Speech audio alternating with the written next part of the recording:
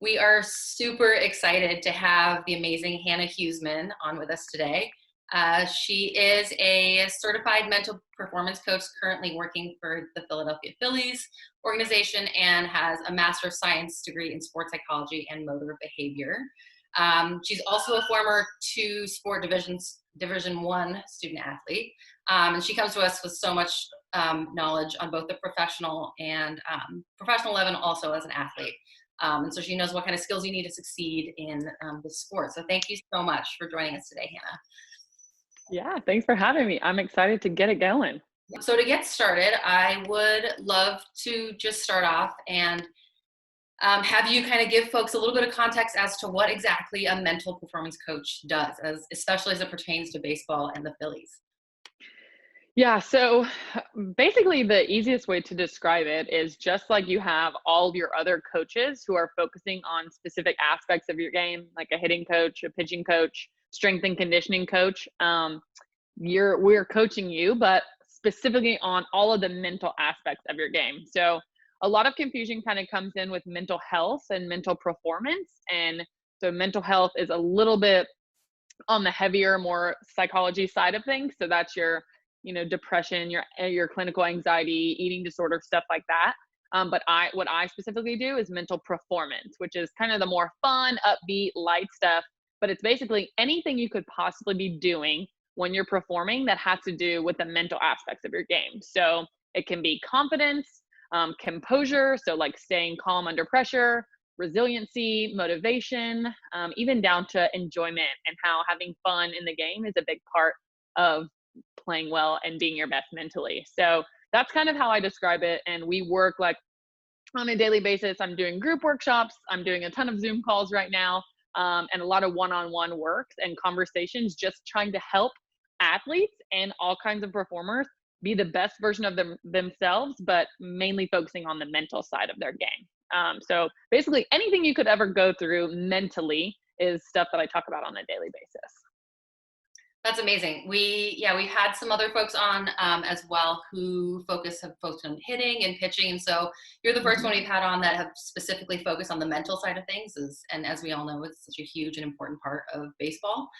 So we're really excited to, work on our mental skills and hone those to become better ball players on the field. Yeah. All right. So with that, thanks for that context. I think we'll just go ahead and dive right into some of the questions that we've got. So we'll start off with Leah Batterson. Do you want to go ahead and ask your question? What are some things that we can do to mentally push through like pain during training and like workouts? Okay, so what are some things to mentally push through when you're doing like workouts and like your body, you're pushing yourself, like your body to a crazy extent, and how do you like stay mentally focused and mentally motivated, or how do you get through it? Yeah. So one of the coolest analogies I've ever heard about this is that it's almost like a car engine. Okay. Are you 16? Can you drive? Even if you're not 16, right? If you are 16, if you aren't, you drive a car, right? And most cars they have a piece on the engine that actually can dictate how fast the car can actually go, right? Like most cars can only get up to like 100, 110, right? Then you have really fast cars that go even faster than that, right? But they have to put something on the engine that actually stops them from going any faster, because the car could get overheated, it could blow up, right? And I believe that we have one of those in our brains.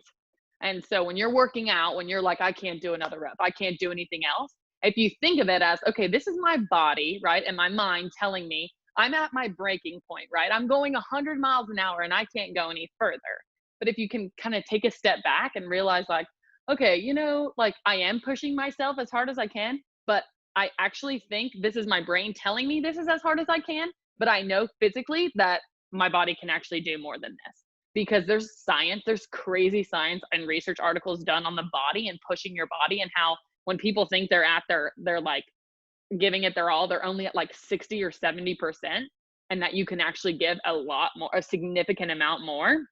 And so maybe it's just like reframing that in your mindset, like, okay, my mind is telling my body that I'm tired, but what does my body actually feel like? Like it's tired, it's exhausted, we're pushing it, but could I go even further? Like maybe my mind is putting that block on me. And so it's almost like trying to dissect your thoughts and make it more real and actually like really stop and think about, how do I feel in this very moment? Even though I feel like really tired and exhausted, can I do a little bit more? Can I hold a plank for 5 more seconds? Like, you know, and you're like, you can do it, and all of a sudden you do it, right? And human beings amaze themselves every day because we can beat through what our minds tell us to. So I think it's just reframing, becoming aware, like, what am I actually thinking about? And then telling myself on a constant basis, I know I can do more than what I'm doing right now, because chances are you probably, like, always can do more. Thank you so much. You're welcome. Thanks, Leah. I think just a reminder, everybody, when you're called on, just let them know let Hannah know what your name is and how old you are, so that she just knows who she's talking to and whether or not you can drive. And then also just remember, guys, just keep it to one question, and if we have time, we'll come back, okay? So our next question will be coming from Hannah from Arizona. Go ahead, Hannah. Hi, I'm Hannah, and I'm 12 years old, and I'm wondering, like, if you're in the batter's box and you get hit by a pitch, what's a good way to quickly mentally reset? Great question. I'm assuming everybody on here has been hit by a pitch. Yeah. On it, like, just think about it. On a scale of 1 to 10, how bad does it hurt? Like a 4. Let me see some fingers. 4, 4, 5, 6, 8, 4. Okay, so I think that is what you have to ask, right? Is as soon as it hurts, that's, oh, it's gonna hurt, right? Like, it's gonna sting, it's gonna kind of scare us a little bit. But then like a minute later, it's probably fine, right? Unless you get hit like right on the ankle bone or like a really sensitive area, right? For the most part, it doesn't last very long. And so I think for me, it's kind of like, it's being aware, like, okay, ow, that hurt. Dang it. Like, I tried to get out of the way, right? I tried to move, and it still get hit. But now, like, one, you get a free base, right? So like kind of reframing that like negative as a positive, like, hey, okay, good, I'm on base, perfect. But it's also like, I'm not sure if you're talking specifically about like the next step back, you know, if you're like scared about getting hit by a pitch again. But as far as like just a good way to mentally reset is like, okay, let's become aware. Whew, that maybe that scared me more than it actually hurt, but like maybe rate my pain. Okay, let me stop. You know, whether you ran down to first base or not, or whether you're still in the box talking to your coach or trainer or whatever. I think it would just be like, okay, let me take a deep breath and let me like say, okay, how bad does this actually hurt? And I believe chances are, right, pain is this crazy thing in our brain that sometimes we create more of than what it actually is. And so if you can stop, like you get hit by a pitch, oof, like have your immediate reaction, right? Because sometimes we can't control it. Maybe you scream, maybe you cry a little, I don't know, however you respond to getting hit by a pitch, but then take a second to take a deep breath and then say, okay, scale 1 to 10, right? It took you 2 seconds to think about how bad it hurt, right? Scale of 1 to 10. Okay, oof, that was a good one. That was a 7. Okay, but I think I'm all right. You know, it's not a 10. I'm not bleeding. I'm not like, I don't need to come out of the game. Hopefully it's not that bad, right? But kind of assess what the actual pain is. And then by the time you get to first, do it again. Okay, where's my pain at now? Okay, another pitch. All right, where's my pain at? And chances are it's like slowly going down. So you just kind of get like, you don't want to pretend like it didn't happen, right? That's never really the right answer. But you want to become aware of it. And then you want to make sure you're actually feeling how it feels, instead of like, a lot of times we have a tendency to be like, oh, this is the worst pain I've ever had in my life, right? When maybe it's not really that bad. So I think it's really becoming aware, which I'm sure I'm going to say that a lot throughout this Q&A, is awareness is a huge piece of mental skills. It's, to me, it's the philosophy, it's the foundation of all the other mental skills, right? Because before you can get over getting hit by a pitch, you have to become aware of what it's actually doing to you and what you're thinking about. Does that make sense? So I basically, like, I would just be like, okay, become aware. 1 through 10, what am I? Okay, I'm going to jog down first base. 1 through 10, where am I? 1 pitch goes by. Okay, 1 through 10, where am I? All right, you know what? We're good. Let's go. Here we go. So it's just a little quick thing you could try. Thank Good you. question. You're welcome. Great question, Hannah. All right, our next question is going to be from Kate, who's from Southern California. Hi, I'm Kate. I'm 13 from Southern California. So every time like I play, like whether it's me pitching or hitting or whatever, like I always like tend to get in my head a lot. So what's like the best advice to not get in my head as much? So I'm assuming when you say get in your head, you're meaning like get in your head negatively. Yeah. Okay. So one, I don't think you can get out of your head because like your brain's in your head, right? It's constantly telling you things. But here's how I would reframe it, right? Sports psychology is all about reframing and finding ways to take a negative and turn it into a positive, right? So here's really, really simple. Stop listening to yourself and start talking to yourself. Okay, so think about that for a second, right? If you go up there and you're in the box and you're not thinking about anything, like the worst thoughts possible are going to pop into your head. Because as a human being, which I think we all are human beings, right? We have a natural negative bias. Okay, so again, I'm going back to a car. I never realized how many driving examples I have, but I have another driving example. So if you've ever been in a car or driven a car and you drive over a bridge, okay, a big bridge, think like Florida across a big ocean, right? What's a thought that comes into your head? You don't have to say anything. You can just think about it, right? Hope this bridge doesn't collapse. Hope we don't get in a wreck. Hope we don't fly off it, right? Like these worst, crazy, like insane thoughts pop into our head, right? They all have, some people even roll down the windows because they're like, this car flies off, like I'm going to jump out the window, like whatever. We think these crazy scenarios, right? And that's because we have a natural negative bias, when in fact, there's probably nothing wrong with that bridge. And we're probably going to be absolutely fine driving over it. But for some reason we go to the negative. And the same thing happens when you're in the box, right? You immediately go to the negative. If you're not thinking about anything, you're going to go up there and you're going to be like, oh, don't strike out again. Or, oh, this pitcher got me out last time. Or whatever that negative thing is for you. So instead of going up there and just like, okay, let's see what happens. Let's start talking to yourself so you can like control a little bit more what that mindset is, right? So instead of going up there and just like, here we go, be like, here's what I want. I'm attacking this pitch. This is my goal for this at bat. A positive reinforcement, right? I got this. I'm better than this pitcher. It differs for each one of you, right? Because what works for you may not work for somebody else on here. And so you have to kind of know, what do I want to hear when I'm walking up to the box? Or what do I want to say to myself when I'm in the box? And what's the last thing I want to be thinking about as soon as that ball leaves the pitcher's hand? And that's what you want to be doing. But you want to be in control. And the way you're in control of your mind is by talking to yourself, even if you have to talk out loud a little bit and people are like, she's crazy, whatever, it's okay. Like talk to yourself versus listening to yourself, because I promise if you just listen to yourself, the worst demons are going to pop in. And that's not just you, that's everybody. Thank you. Yeah. That's great advice. Thanks, Hannah. Yeah. Our next question is going to be coming from Olivia, who is from Oregon. Go ahead, Olivia. I'm Olivia, and I'm 16.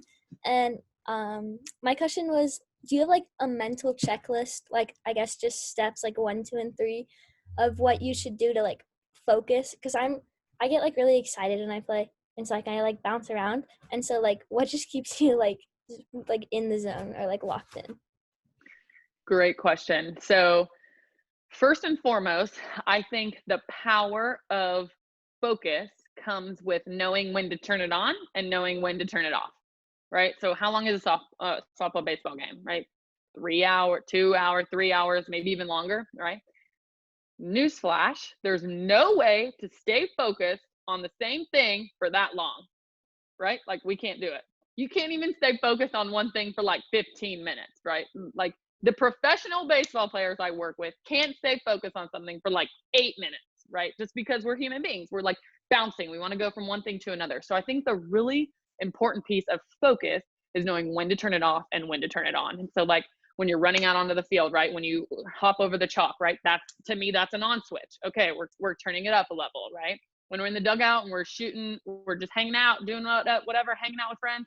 It's on, but at a very low level, right? We never want to be like, oh, what? There's a game going on, right? That's not the focus we want to get, but like a light, easy breezy, like I'm hanging out, nice, good, we're watching, right? But then as soon as I jump over that line, I'm maybe at a 7, And as soon as the pitcher's in the windup, I'm at a 9.5, 10, right? I'm like as focused as I can. So I think it's really mediating when you're focusing and how much you're actually focusing. So for me, a checklist again would be like, all right, what 1 through 10, where am I at right now? How much am I focusing? Well, I'm at a 10 and I'm in the dugout right now because I'm zoned in on my last at bat and I just can't get over it. You got to let it go, right? So you're a little more aware of like, hey, right now I should be like a 2, like I should be laughing and talking to teammates and doing whatever. Versus like when I'm on a field, okay, where am I at? Where am I at? I've actually had a player like go like this. Okay, I'm here. Like this to me means I'm at a 10 level focus, right? I've heard of people like drawing a little spot on the field in their position. And when they're on that spot, like that's when they're locked and loaded. But I also think if your natural tendency is to be hyper and like all over the place, that's okay. And we want to use that to your advantage, right? I'm sure there's people on here who are like, I'm not hyper. I like to be really calm and collected. And that's okay too. There's not a right and a wrong way to be like focused and how much hype level you have, right? But it is important to you what your level of hype is and what you like. If you play good and you're like this hype all the time and like throwing a shirt around, but that's when you play best, then do that, right? But make sure you can bring that consistently, right? And make sure what you think is your level of optimal energy is actually when you play your best too. Because a lot of times, sometimes we think we play our best when we're up here and really we play our best when we're down here, and we just need to know how to control it a little bit more. But that's kind of getting into the deeper parts of that. But I think just check in on your focus and again, know like, okay, I'm hyper, I'm feeling this, here we go, let's go. But also don't be afraid to turn it off. It's okay to turn it off during the game because nobody's going to focus for 3 straight hours. Hope that answers. Yeah, that's great. Thank you. You're welcome. Cool. Great. Yeah, our next question is going to come from Sophie, who is from the Maryland area. And just so you know, too, I mean, all of these girls, Hannah, all of these girls here play and or also coach baseball. And it's a lot of these girls are the only ones on their team. So it's in terms of, you know, the questions that they're asking and things like that too. It's just great to hear your perspective on things on that. Very cool. Sorry, go ahead, Sophie. Very cool. Hey, I'm Sophie, I'm 15. I was wondering, when you're feeling really overwhelmed by a situation, maybe you're on the mound and like bases are loaded and you're in a really stressful situation, what are some things or exercises you do to ground yourself? Great question. And I think, again, going back to like, these are super specific questions to know like what you need to ground yourself. And I love that you use the word ground.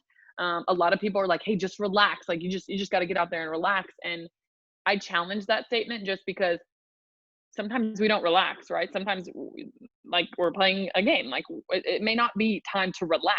So a lot of times you have to interpret when a coach is like, hey, just relax up there. Okay, they mean ground yourself, or they mean just stay calm under pressure, right? Composure. So again, I don't think being overwhelmed necessarily has to be a bad thing either. So I think it's all in how you interpret the event, right? Okay, bases are loaded, very high stress situation in a game. Just because it's a high situation in the game doesn't necessarily mean I'm overwhelmed, right? Or it doesn't, even if I'm overwhelmed, right? Like it can be like, maybe I'm just hyped and really excited because I know like there's an intense situation going on and I'm excited and I'm ready for it, versus like you're not just sitting on your couch watching Netflix, right? Like I'm sure a lot of us have been doing all day long every day, right? But like we're not just doing that. You're like in a stressful situation and you want to perform well. And so I think you want to make sure you normalize those feelings. So like look around, you realize, okay, whew, this is an intense situation. Like, and just being able to tell yourself like, okay, this is serious. This is intense. I want to perform well. What do I do if the ball comes to me, right? Like your normal, like what you would do on every other play, I think is exactly what you should be doing. But realizing like, okay, my heart's racing a little faster, or maybe my hands are sweating a little bit more. Like maybe we're having a physical reaction to what's going on. But I think you just want to normalize it completely to yourself. Like, okay, yep, situation. These are the situations I'd love for. Like, bring it. Let's go. Come on. Instead of more of a, the situation's here. This is scary. We have to be perfect. Don't mess up. Don't choke. Like, everyone's watching. I'm going to get yelled at after the game if I make an error here, right? All of those negative things that again, just pop into our head when we're not controlling our thoughts. And so instead, like for me, I would be like, all right, this is overwhelming. There's a lot going on out here. I'm aware. I realize the situation. And 2, now I know my body's just reacting and responding, but like, I'm ready for this. Like, we've been training, we've been practicing, like I've been like waiting for this moment. Like, I am ready for this, and kind of almost give yourself a little bit of a pep talk. That's realistic, right? We don't want to be like all sunshines and unicorns, because that doesn't always work. But I think being like really realistic, like, this is the situation that's happening. We're not going to pretend like it's not happening again. And just being able to be like, okay, this is happening. I'm ready. I'm a little more hyped than I was 10 seconds ago, but like, let's go. Here we go. Let's go. Like, same play. I get the ball. I'm doing this. Like, just really making sure you stick with what you would normally do between any other pitches, because that way you're normalizing it to your brain. Your body is messaging your brain, hey, it's just another pitch. Let's go. Like, it's just another one. And the more you can do that and have those same routines in place, the more your mind is going to believe it is just another pitch. Like, let's go. Here, let's just play it like it's the first pitch of the game and nobody's on, nobody's out, right? So just like really normalizing it and trying not to catastrophize it too much in your mind, which is sometimes challenging. Thank you so much. You're welcome. Awesome. Our next question is going to come from Yaz, who's from Massachusetts. Go ahead, Yaz. Hi, I'm Yaz. I'm 13. And how would you recommend to gain and keep your confidence, especially when hitting? Gain and keep your confidence, especially when hitting. So confidence is a really finicky thing for me, right? I view confidence as it literally comes and goes with the wind, right? Like, some days you wake up and you're like, woo, feeling it today. Like, I am confident. I'm the best player. I got this. And other days we wake up and we're like, I don't even know what I'm doing, right? Like, it's just like, it literally comes and goes with the wind. Sometimes it comes when we do good things. Sometimes it goes away when we do bad things. But to me, if there's anything you take away from this is what I want you to hear, everyone. Confidence is what? Confidence is a feeling, okay? You feel confident, right? How do I feel more confident, right? What are some other feelings? Sleepy, I'm sleepy. I'm mad, I feel mad.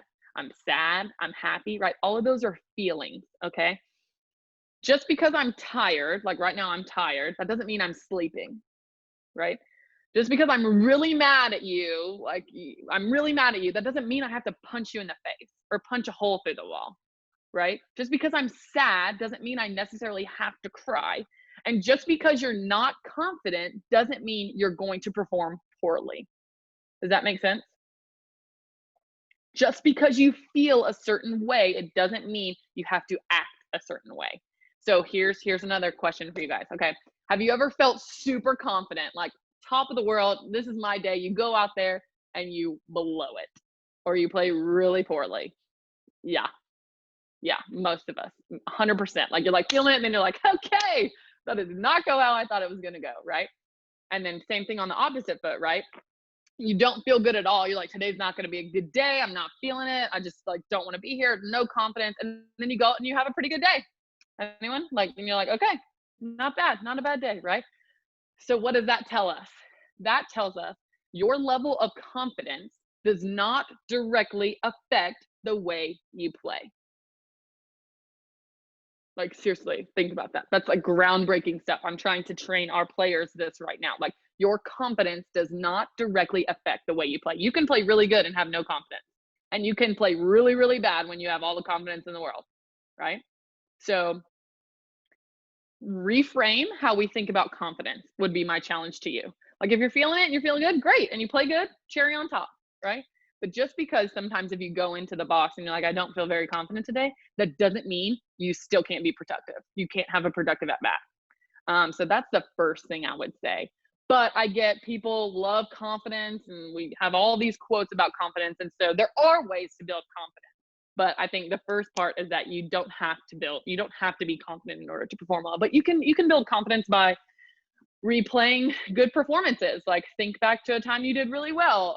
Think back to a good at bat, and like you're walking up there and you're just thinking about that at bat. Again, talking to yourself instead of listening to yourself. Just like, okay, I crushed this person last time. Like, I got this. I'm prepared. I've been practicing. Like, a lot of times we tell our guys, just tell yourself you're better than that guy. Like, no matter what, like, I'm better than him. Like, I am better than this guy. I can do this. I can do, like, you know, it's kind of whatever you want. But I think if you go up there realizing like, maybe I'm not super confident, but I'm still going to try my absolute dangest to hit this guy or hit this ball or whatever. Like, that's all I can do. And I think that puts the power more in your control versus letting some random feeling that we just have with the wind affect how you're actually going to play. So again, be aware of how you're feeling, right? Okay, today I am not feeling confident, but that does not mean I'm not going to play good. That doesn't mean I'm going to try everything in my power to hit this ball right now. And maybe we try a little harder. Maybe we take a deep breath. Maybe we slow things down a little bit, kind of whatever works for you. But I think the biggest lesson is making sure that doesn't automatically, like, I'm not confident. The AB's over before I even step into the box, right? That's worst case scenario. So I love talking about confidence, if you can't tell. Thank you. Welcome. Awesome. Our next question is going to be coming from Josephine from New York. Go ahead, Joe. Hi, my name's Josephine. I am 15 years old, and I live in the Bronx in New York City. And my question was,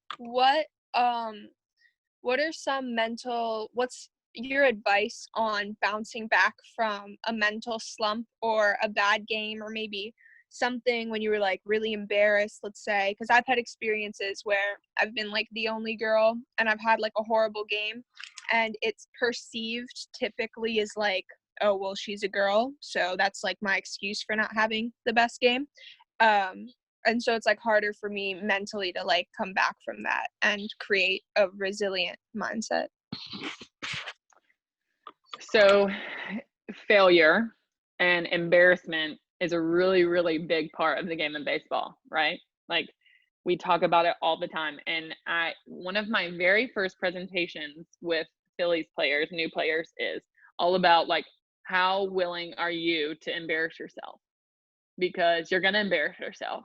And if like the thought of embarrassing yourself is crippling, then you may be in the wrong sport, right? Because you're going to embarrass yourself. And here's something I would challenge you guys to do. Go online and Google like top 100 worst plays or failures or embarrassing moments in baseball, and see the greats of the greats making like crazy, silly mistakes, right? Like, the best players lose the ball in the sun, right? The best players get hit in the head with the ball when they lose the ball in the sun. Like, the best players trip over their bat running to first base, right?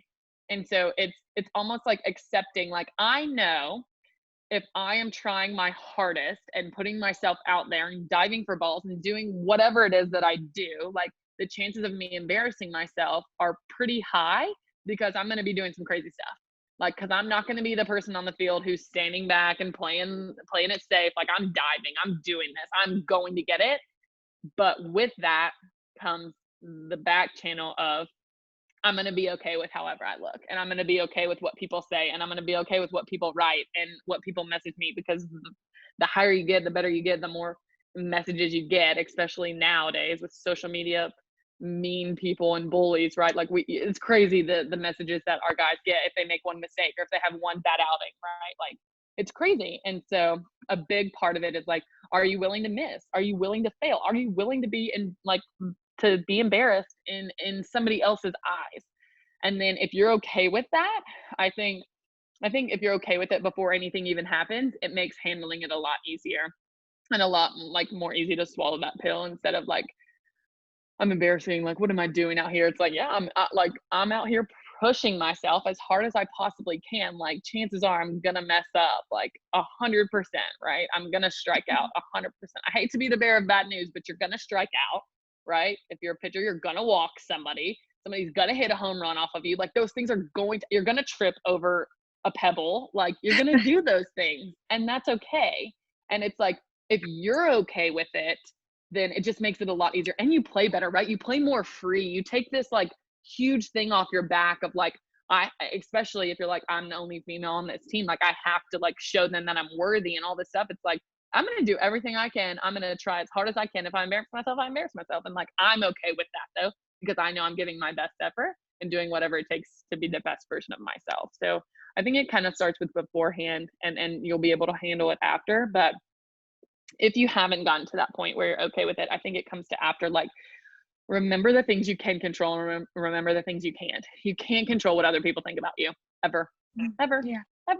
And that's not just a baseball lesson, that's a life lesson, right? You cannot control what other people say about you, but you can control how you view yourself and how you talk to yourself. So be kind to yourself. And maybe it's like, hey, did I embarrass myself? Yep. Am I okay with it? Nope. But you know what? That's part of the game. I'm playing baseball. I'm playing something that is incredibly challenging and has so much failure. And I know, again, are you willing to fail? Are you willing to be embarrassed? Because you got to start saying yes to that. And then you might start seeing crazy potential that you didn't even know was there. Like, no part should be wasted in your mind, in your game, as being embarrassed. You're going to be embarrassed. I promise you're going to be embarrassed at some point or another. Some of us more than others, right? Like tripping over air, right? Some of us, we all know that person who just trips out every time she's walking. So I think a big part of just accepting that is a part of the game, and you're going to be faced with that. And how do you handle that? And how do you be okay with it and not worry about all of the things other people have to say, which I'm sure you guys deal with a lot doing what you're doing. Thank you. You're welcome. Great question. So, our next question is going to be coming from Olivia, who is from New York as well. Olivia, go ahead. Hi. I'm Olivia. I'm 16 and I'm from Queens, New York. So my question is, what role does nature and nurture have in an athlete's self-confidence and self-esteem? Oh, good question. So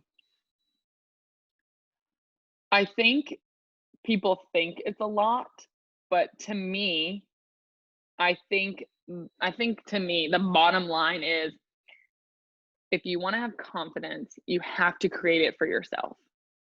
Because if you're constantly looking for that nurturing factor, right, that I need that reassurance from this coach, from this teammate, from this parent, whoever it is, they may not always be able to supply it for you, right? Like, we've all been there. You look down the third base line, you're in the box, you see the coach, and they're like not even looking at you, or kicking the dirt, or they're like, and you're like, great, perfect. I feel really confident with how you make me feel. And so I talk about this a lot too with our guys, is you have to be your own source of confidence. You cannot look for your confidence in other people, because it's not always going to be there. And this is again a life lesson too, right? It's like, even if somebody does give it to you one time and you're like, okay, this person said this and it's going to make me confident, are they going to be there every single at bat? Are they going to be there in every challenging moment of your life when you feel self-doubt, when you feel like you're not good enough? Like, no, the only person who's always going to be there is you. And the only person who knows what you need is you. So you have to be the sole source of your confidence. And that's hard, and that takes time. And to really relinquish the demons of I'm not going to look for you for this it's going to help. Okay, thanks. Wow, coach is feeling me today. Okay, good. But if I look down there and I see he's kicking the dirt or not looking up at me, then I'm going to be like, good. I got all the confidence I need right here within me, because I know what I need. I know what I need to hear. And so I'm going to recite that. I'm going to tell myself that, again, talking to ourselves, right? And not depend on other people. And I think that's really, really hard. But I think the faster you can get to that, the better it's going to be. And just again, kind of handling situations of embarrassment, handling situations of negative thoughts. If you can be your own source of confidence and create what you know you need, I think you're going to be steps ahead of other people. Because as human beings, we're constantly looking for affirmations from other people, when we should only be looking for the affirmation from ourselves. And are we getting better than who we were yesterday? Okay, thank you so much.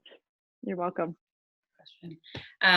We just got a message from, speaking of confidence and affirmation, something like that. We got a message from Carly, who is one of the moms of a player named Layton, who is from Arizona, from the Arizona Peaches. And she just wanted to say thank you, by the way, Hannah, yesterday for wearing her t-shirt that's playing yeah. for Leighton and for supporting her. It means a lot to them. Yeah. I saw that on your video. That's that you awesome. posted. That's Thank you awesome. for that. All right, well, we'll keep on trucking along. Our next question is going to come from Paloma, who's from the DC area. Paloma? Yeah, hi, I'm Paloma. I'm 16 and I'm from DC. And so obviously like different players come with like different mental barriers and like different things that get to them. So how do your tactics and practices that you've developed over the years vary between different players? They vary like crazy. And I think that's the hardest part of my job, but also the most fun part of my job, right? If there was cookie cutter answers to my job, one, I wouldn't have a job, and two, we'd all be the most confident, the most resilient, the most motivated players out there, right? And we're not. Like, some days we are. Some days we have one of those attributes, right? But we're never all of those. And because there's not one right way to gain confidence, there's not one right way to be resilient, there's not one way to get motivated, right? And so it's really a lot of like one of my first steps is like, if I were ever to meet with you one-on-one, like, is really to get to know who you are as a person. Like, what are the things you like? What's your family like? How was your upbringing? Like, where are you from? Like, what's the culture you've been raised in? Like, all of those, because that dictates a big part of what mental skills and strategies and techniques work best for you. So that's a big part of my job, is figuring out who you are. And then when trouble arises or when we're working on a specific mental skill, I have a little bit more of a path of where to go and what to do and what I think could potentially work for you. But a lot of times we like work on things and they're like, and I hated this. I'm like, okay, scratch it. Boom. Let's go to something else. Right. Like and some days some things work and some days they don't work, and that's okay too. And so it's a lot of like being flexible, but also knowing that there's no cookie cutter answer. You may do something one time and it works for you for like 6 months, and then you grow and you mature and your game changes a little bit, and now that's the worst thing for you and you don't want to do that anymore, and that's okay. And so a lot of it is like changing with your like scene and who you are and what level you're at, and it changes. And I think that's the coolest part too, is like we are always evolving as human beings and you're always evolving as baseball players. And so it's your mental game is also evolving too, right? You don't have the same swing you had 3 years ago, right? I would hope you don't, right? We're always getting better and learning new things. Same goes with your mental game. So it's all different. Like, every conversation is different, and it's important to realize, like, again, like, what could work for you could ruin someone's career, right? That could drop all their confidence in the world, and maybe they play horribly, and vice versa. So it's a lot of trial and error sometimes, and really figuring out what works for you and what doesn't. Thank you. Good question. You're welcome. Great. Our next one's going to be coming from Mallory, who's from Ohio. Or I'm sorry, Alexia, who's from Ohio. Alexia, go ahead. My question is, why did you choose to mentor young girls like us? Oh, good question. Well, I think I played sports my whole life, and I always knew I wanted to be somehow involved in sports. And I thought I was going to be a baseball coach, thought I was going to be a softball coach, thought I was going to be a strength and conditioning coach for a little bit. And then I decided that none of those were really like firing me up, and I couldn't figure out why.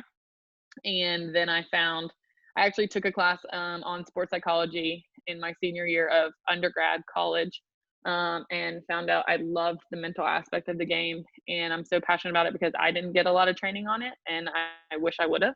I'd be interested to see like the different paths my career could have gone on if I did it. So I think I just have a huge passion in helping people reach their fullest potential, but by focusing on the mental side of their game. Because one of my biggest fears, and I tell this to our players all the time, is like, you make it to the big leagues physically, you made it, and mentally you don't have it.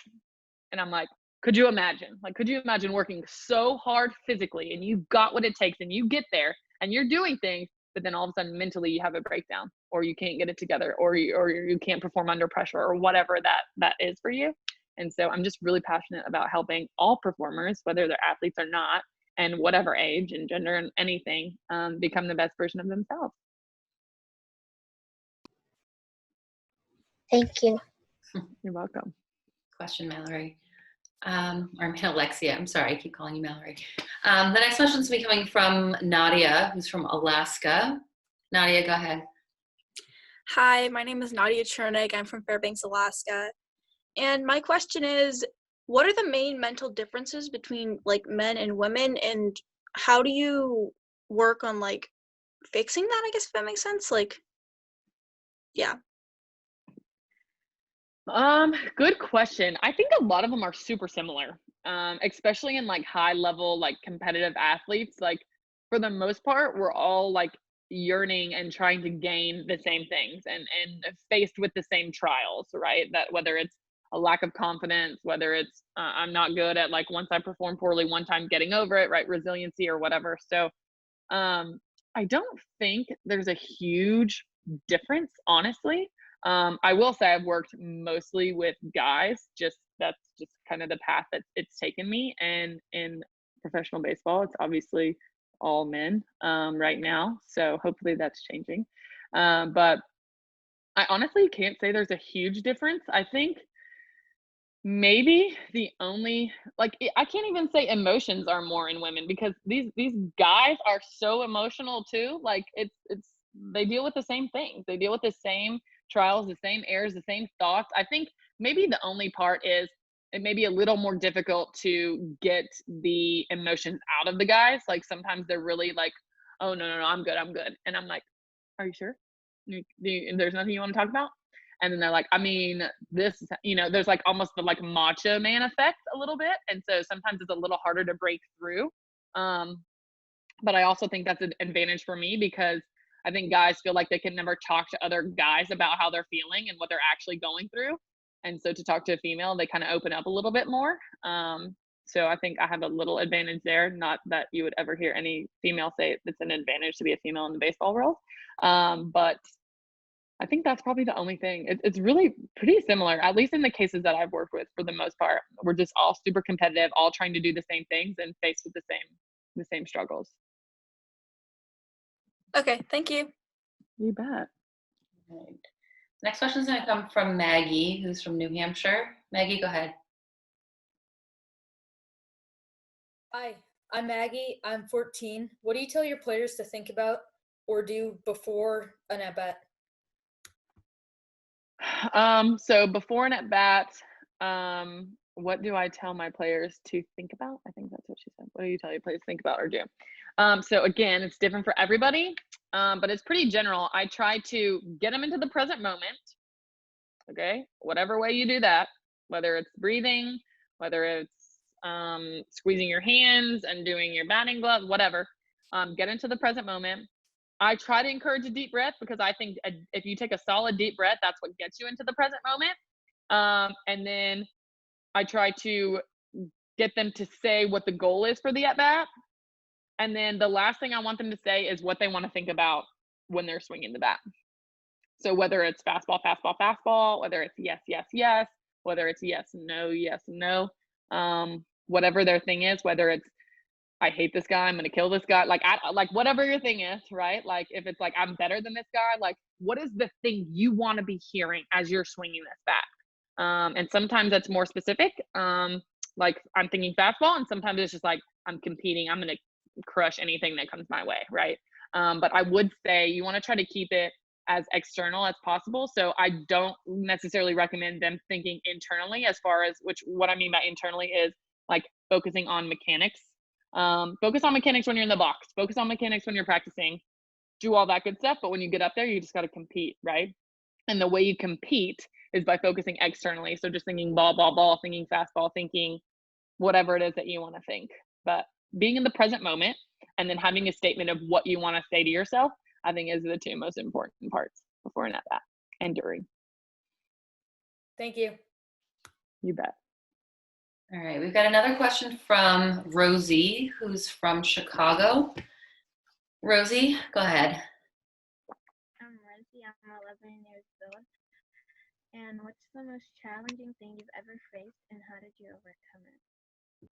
Ooh, what's the most challenging thing I ever faced? So I think earlier you guys heard that I was a two-sport athlete. And I think the most challenging part was, so I actually went to college to play basketball. And I played basketball my freshman year. And then I had a lot of adversity with that, and a lot of challenge with the coaches. And it just was a really, really tough situation.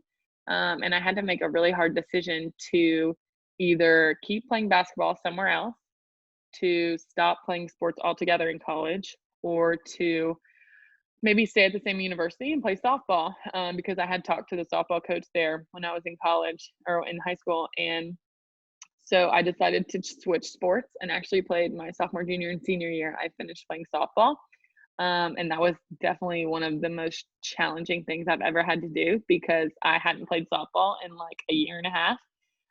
And I really had to get back into it and get back into it fast. And again, that's why I say so much, like, I wish I would have known some of the things I know now when I was there, because I was super negative on myself. I was always looking for confirmation from other people and other coaches, and like, Hannah, you're doing a good job. And like, if I didn't hear that, like, I felt like I wasn't doing good enough, and kind of felt like I was never good enough. But I think from those experiences, like, I learned, like, I am confident. I am my own source of confidence. And I was good. I wasn't great, but I'm really good at my job. And the reason I say that is because I am my own source of confidence. And like, I am so enthusiastic about this job. I love my job. I'm so passionate about it, but I'm also I'm one of the best, right? Because if I don't have my confidence in myself, like, then, and nobody else does, then we're not getting anywhere.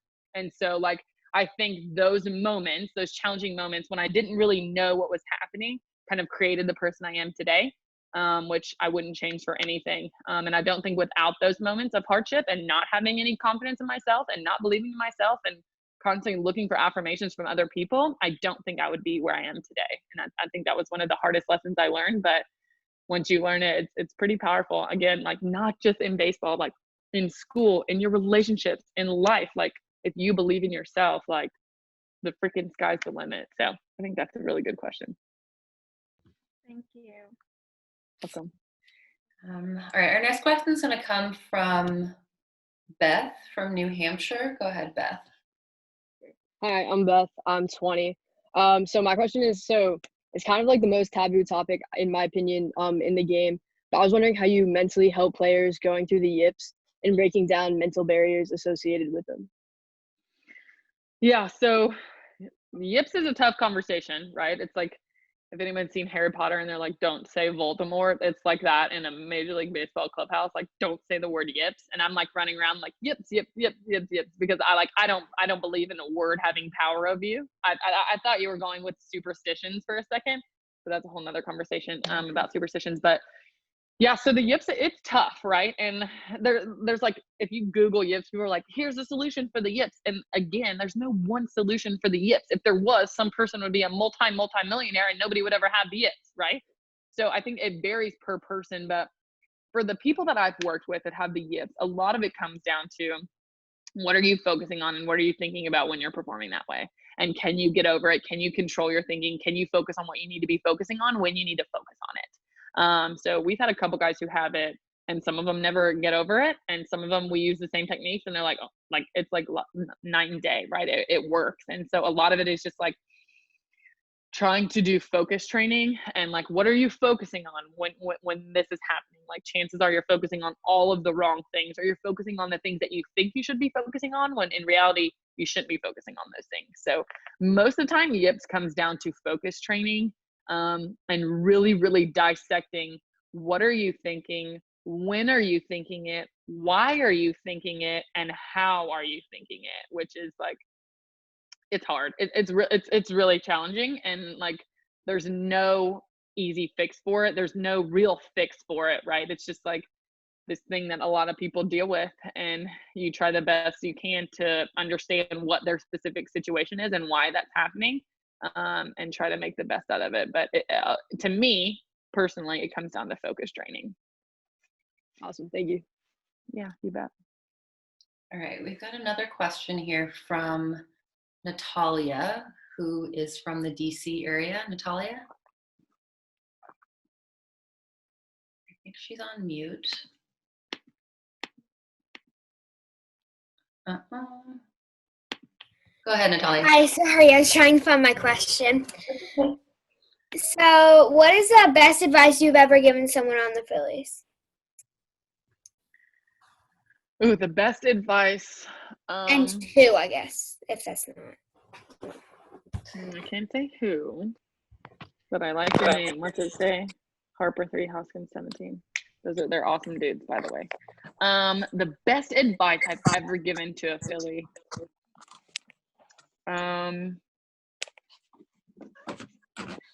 Maybe to not have any expectations.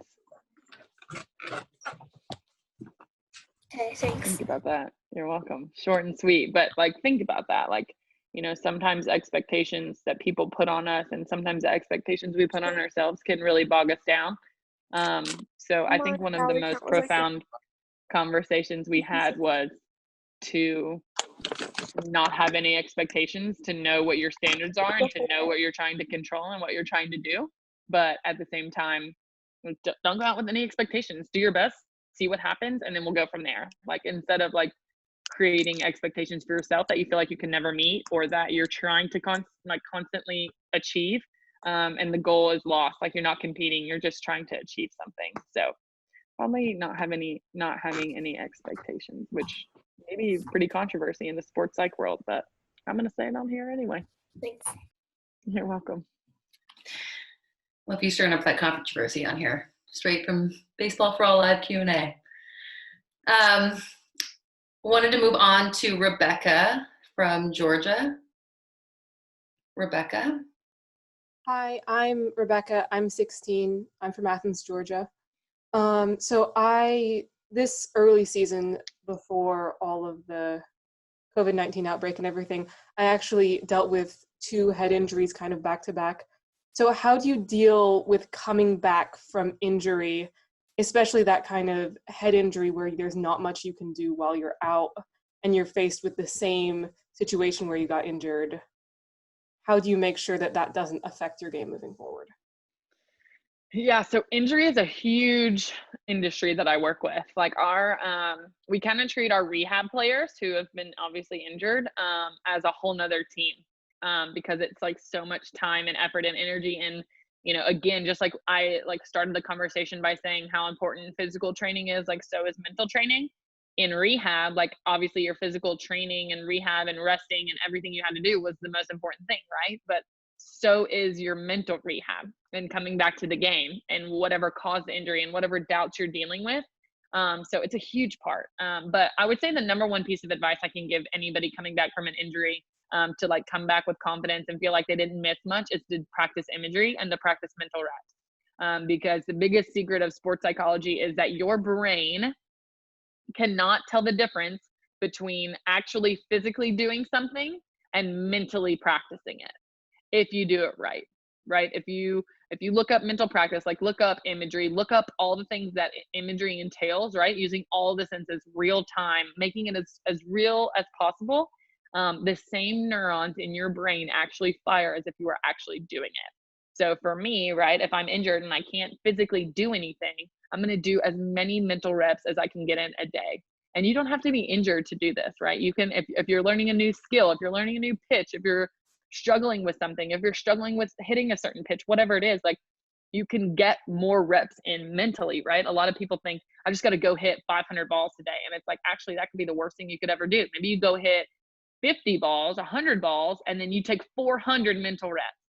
And like science shows and research shows us that you may get the exact same results as if you took 50 actual physical swings or 500 actual physical swings. So my number one piece of advice for anybody who's injured and can't be in the game or is struggling with something or anything like that is to definitely practice, get some mental reps in.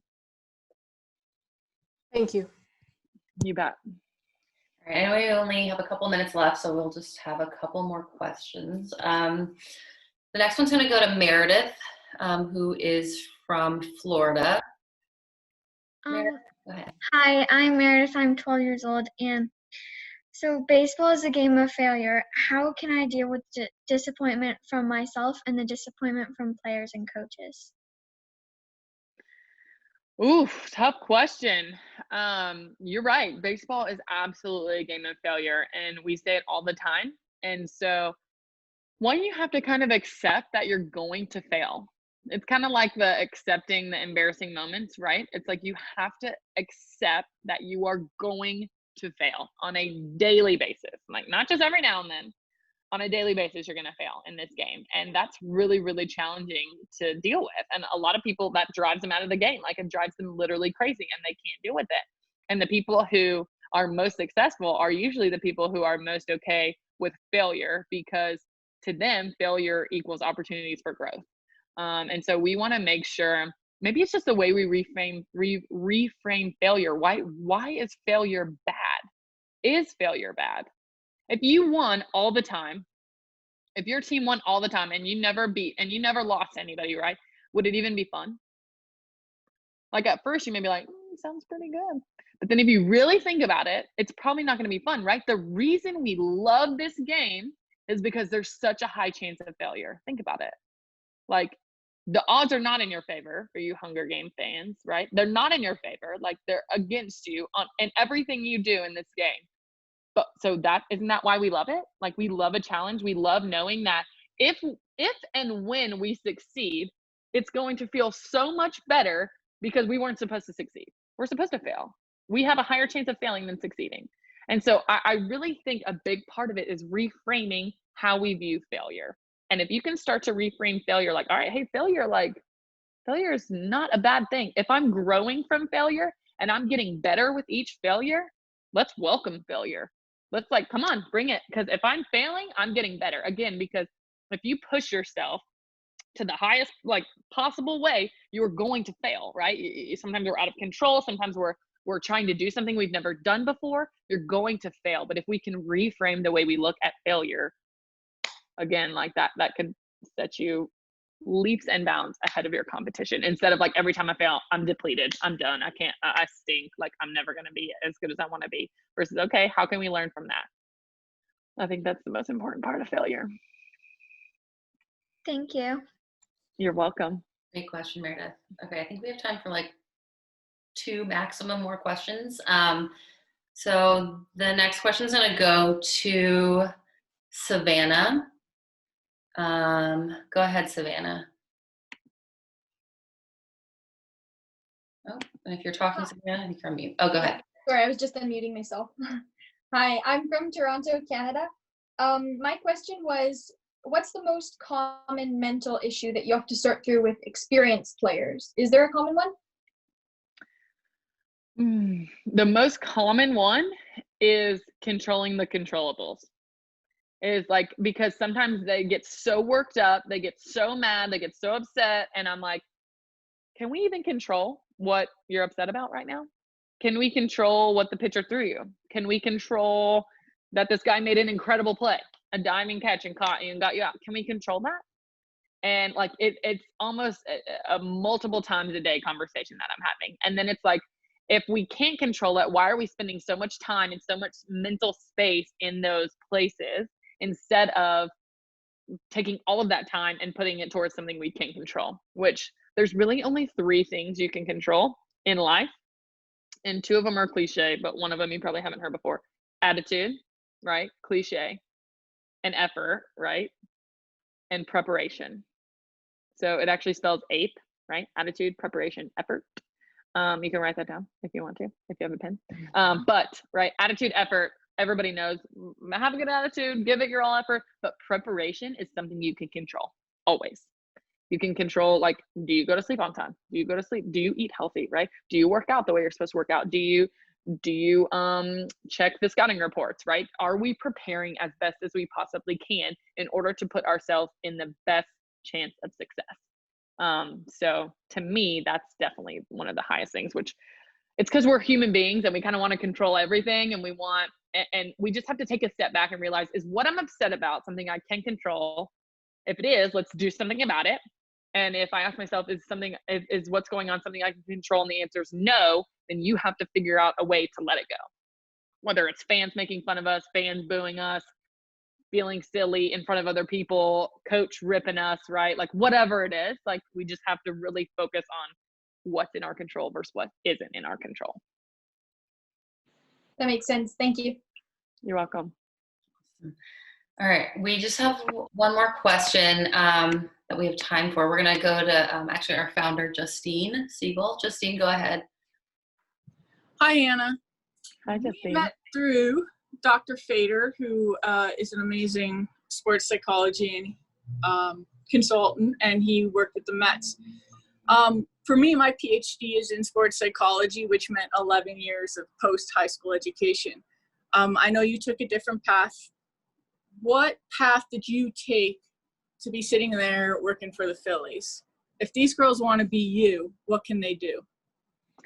Yes. So love that question. And I think before I tell you my path, I think the most important part is to remember, like, a lot of people who are in this field have a lot of different backgrounds and a lot of different paths. And I think that's the coolest part, is that we all kind of come from different backgrounds. So my undergrad in college was in exercise science, because again, I thought I wanted to be a coach. I thought I wanted to be a strength and conditioning coach. And so I learned all about how the body moves and works and produces performance. And then I realized that's not what I wanted to do. And so I went and got my master's degree from the University of Tennessee. And I got that degree in sports psychology and motor behavior. It was actually a master's degree in kinesiology. But a fancy way of saying that is just really studying how the mind and the body work together to produce optimal performance. So I would definitely say you have to have your master's degree. And depending on what job you want, some jobs you need your PhD, some jobs you don't need your PhD. But if you want to be a mental skills coach, you definitely have to get your master's degree in something along the lines of sports psychology. There's some counseling psychology classes too and courses, but they also should have a focus in sport. You want to get as much experience as you can. And obviously you all are playing sports, which looks great on a resume. So you're ahead of that curve. And then again, as much experience as you can get. Like, I did internships with a golf academy. I did internships with in a weight room. And then I did my first internship was with the Pittsburgh Pirates. So it's basically just like getting that experience and putting yourself out there and being willing to go wherever you have to go in order to get those experiences. And then hopefully one day you land where you want to land. Amazing. Thank you so much, Hannah. This has been really incredible. I'm sure if you're looking at the chat right now, everybody's so happy and excited to have been able to talk to you today. I know I'm sorry for everybody whose questions we weren't able to get to. If you have those questions, just keep them in the back of your mind, write them down. Hopefully we'll do something like this in the future as well. So do keep those in mind. But again, huge thank you for taking the time out of your day, for answering all these questions. This has been really a special opportunity for all of us here at Baseball for All. So thank you again. You bet. Thanks for having me, you guys. It was fun. Good questions. Yeah, great questions, you guys. On that note, you guys, I know we're a couple minutes over, so we'll let you guys all go. But thank you again for joining us for another live Q&A, and we will all hopefully see you soon. So stay safe. Have a great rest of your day and week, and we'll talk soon.